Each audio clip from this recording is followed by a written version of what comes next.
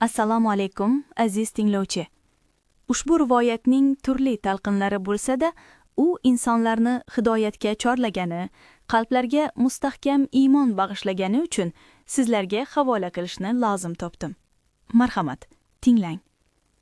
Imom Azamning otalari, Sobit hazratlari yosh yigitlik chog'larida bir oqib turgan ariq bo'yida tahorat olayotgan edilar. Tahoratni ado etib, duo qilib, suv oqimini zavq bilan tomosha qilib o'tirganlarida, suv yuzida qirmizi, dog'-dog' chiroyli bir olma oqib kelayotganini ko'rib qoldilar. Oqib kelayotgan olmaning suvga botib chiqib, tebranib kelishi u kishini o'ziga rom etdi. Sobit hazratlari olmaga qo'l uzatib tishlab qo'ydilar. Ammo bir tishlaboq hushlariga kelib, o'z-o'zlariga shunday dedilar: Men nima qildim? Bu olmaning albatta egasi bor. Menga tegishli bo'lmagan narsani qanday qilib egasidan so'ramay tishladim? Shu ondayoq darhol olma qaysi tomondan kelgan bo'lsa, o'sha tomonga yo'l oldilar. Bir oz yurgach, ariq ustiga egilib turgan, shoxlari olmaga to'la daraxtni ko'rdilar. Qo'llaridagi tishlangan olmani solishtirsalar, aynan shu daraxtning mevasi edi. Sobit hazratlari bog' sohibini chaqirib, halollik tilab dedilar: Ey bog' egasi, bu olma sizning daraxtingizdan tushgan ko'rinadi. Men ariq bo'yida tahorat olayotgan edim. Olma oqib kelayotgan ekan. Bir tishlab qo'ydim. Endi esa bu ishni qanday qilib halol qilishni o'ylayapman. Marhamat, meni kechiring yoki haqqini ayting, men to'layman. Bog' egasi esa shunday javob berdi: Hech qachon halol etmayman. Nega mendan so'ramay, ruxsat olmay olmani tishlading? Sobit hazratlari iltijo qildilar: Sizdan yolvorib so'rayman, pulini ayting, to'layman.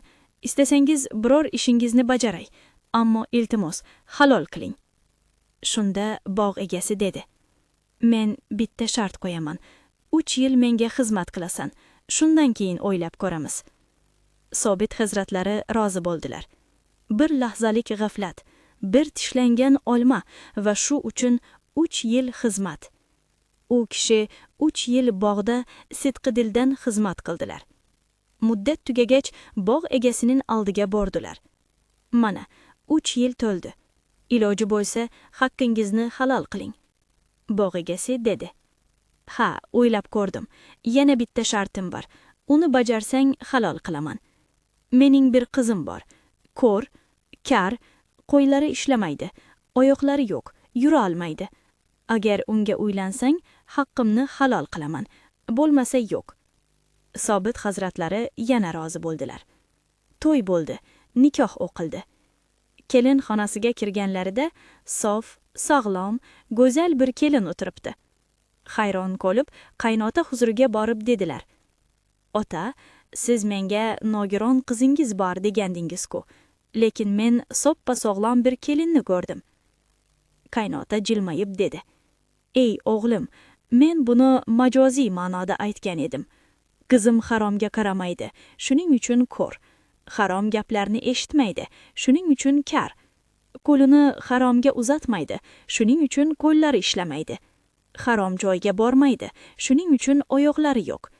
Harom so'zlamaydi, shuning uchun tili yo'q. Men uni faqat sen kabi halol, iymonli bir yigitga berishni istagan edim. Senda shu sifatlarni 3 yilda sinab ko'rdim va topdim.